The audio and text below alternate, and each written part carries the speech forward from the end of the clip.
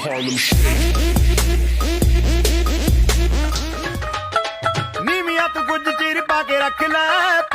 Why do people with ADHD struggle so much with food and eating? A huge contributing factor is our lack of impulse control. When we see something that we want to eat, we immediately have to have it. We get obsessed with it because it brings us dopamine, and we lack the impulse control to not get it. A lot of us are very addicted to sugar and carbs because we get that dopamine hit, and then suddenly we crash, and then our body craves more of that to keep going. And then you add in RSD, which is rejection sensitive dysphoria. This is one of the worst parts of having ADHD. Not everyone with ADHD has RSD, and not everyone with RSD has ADHD, but they are very highly connected. RSD is being highly emotional, very sensitive to criticism, and always feeling like people dislike you, which causes major mood swings. Now, when you have major mood swings, what do we do to make ourselves feel better? We eat. When we're eating for comfort, it then creates a very unhealthy dynamic and relationship with food, which causes us to gain dopamine crash, and then it just continues the cycle. Then we have the part where we actually forget to eat all day. So we're almost restricting ourselves even though we're not trying to do so. So busy with our emotions, with our daily lives, trying to get everything done with our chronic overwhelm, that by the time nighttime comes, we're often starving, and then comes the binging cycle. ADHD medication is very helpful, but also you can forget to eat because you're not very hungry, and then at nighttime, there goes your binging again, and the cycle continues. So you have to be very careful to make sure you do eat during the day when you're taking your medications. Then you add in being a woman with the intense societal standards of our bodies and fat phobia and disordered eating, and it creates this huge storm within us, and it's no wonder why we struggle with eating. For me personally, I found so much shame surrounding binge eating disorder because people say, well, if you have an eating disorder, then why are you still overweight? When they're not understanding that some eating disorders actually make you gain weight because you're binging and restricting, and it is one of the most shameful and difficult things you will ever go through. But there are ways to overcome it. Therapy is great. Learning to eat in moderation has been extremely helpful. I've lost 70 pounds over the past 2 years, and although I still struggle with binging and restricting, it is so much better. So if you're like me and you struggle a lot with eating and you have ADHD, you are not alone. In fact, it's much more common than you think. You can and you will overcome this. Hey, can I borrow your phone charger real quick? What? Can I? Yeah, go for it. Why'd you ask what if you Wait, heard? what did you need? I am so confused. Diane blew a fuse? You can charge it in here. No, I'm so confused. Me too. I mean, our electricity is still on. No, Oh, you mean like the expression, like angry, like blew a fuse? No, I never said. Wait, who's Diane and why is she upset? Are you doing a bit right now? Is this a joke? No, dude, seriously. I don't think I've ever met this Diane friend of yours. I never said Diane. Okay. Then who blew a fuse? No one. Well, not no one. Are you like reverse gaslighting me right now? Reverse gas? So, am I pretending to know exactly what you're talking about? Yeah. Oh, sorry. My translator sometimes gets a little wacky. It's all right. I just didn't know what conversation you were in. So does Diane like live in the building, or is this like a coworker? Here are some more symptoms of ADHD in women from a fellow ADHDite. ADHDian?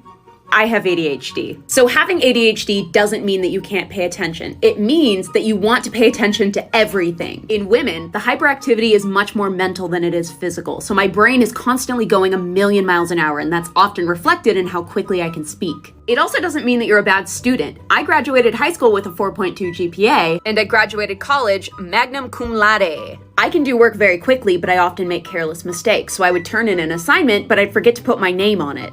I'm terrible at responding to texts and emails because in my mind, every message is a new task and it becomes very overwhelming very quickly. I really don't like watching movies, but I can binge watch a TV show because there's built-in breaks between episodes. I'm always interrupting people when they're talking to me because they'll say something and that will make me think of something and I want to say it to them before I forget. I constantly have music and phrases stuck in my head. It is never quiet in my brain, ever. It also feels like I have 1,000,000 tabs open in my brain, so everything that I do creates a new tab, and I'm I'm very good at keeping track of them, but I also am painfully aware of how many they are, and that can quickly become debilitating. I can't do anything unless it has a deadline. Doing chores is a nightmare. I'll be folding laundry and I'll take a towel to another room, and then I'll end up reorganizing that room's closet. Honestly, there's so many more, but I've also come up with a bunch of hacks that help me manage my ADHD. Let me know if you'd like to hear those.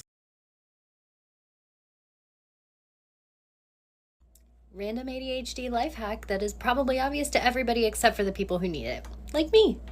If you need to stay focused on a task for an extended period of time, put a blank piece of paper next to you. Notebook, post-it note, whatever, doesn't matter.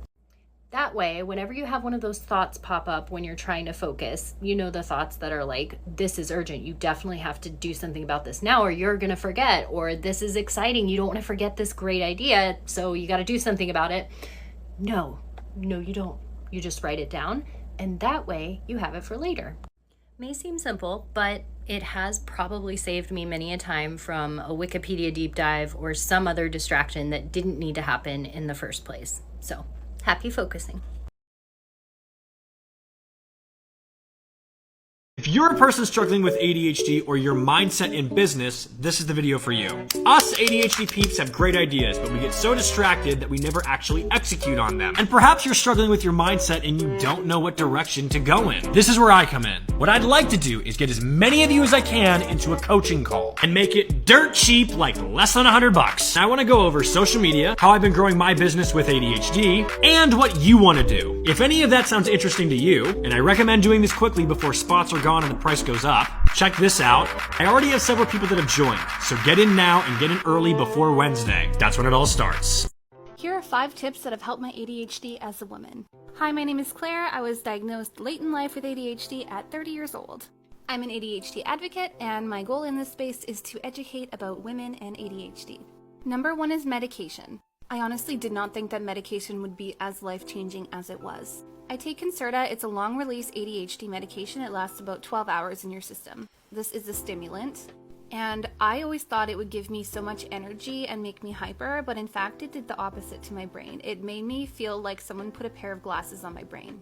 It allowed me to have the chaos in my brain organized, and I'm able to do one task at a time instead of 100 tasks at once and just be paralyzed. Number 2 is eating protein first thing in the morning.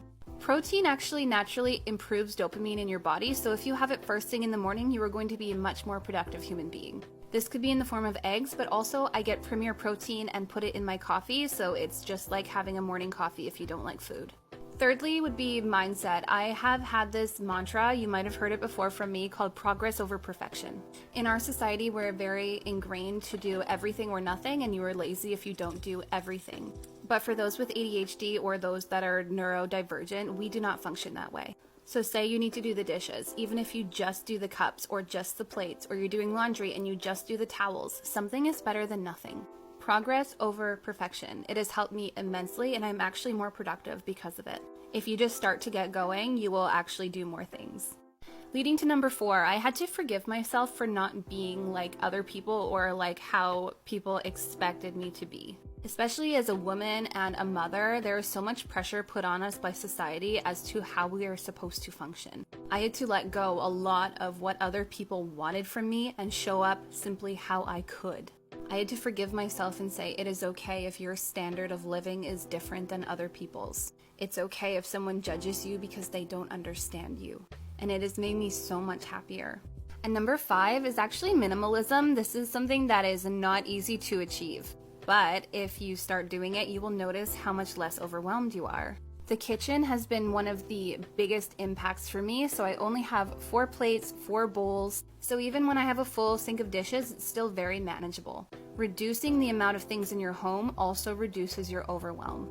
That being said, it is very difficult to go through everything and get rid of a lot. That's the most overwhelming part, but once you do that, it is absolutely life-changing. So if you're able to, you can hire someone to come in and help you. You can get a friend, you can get family.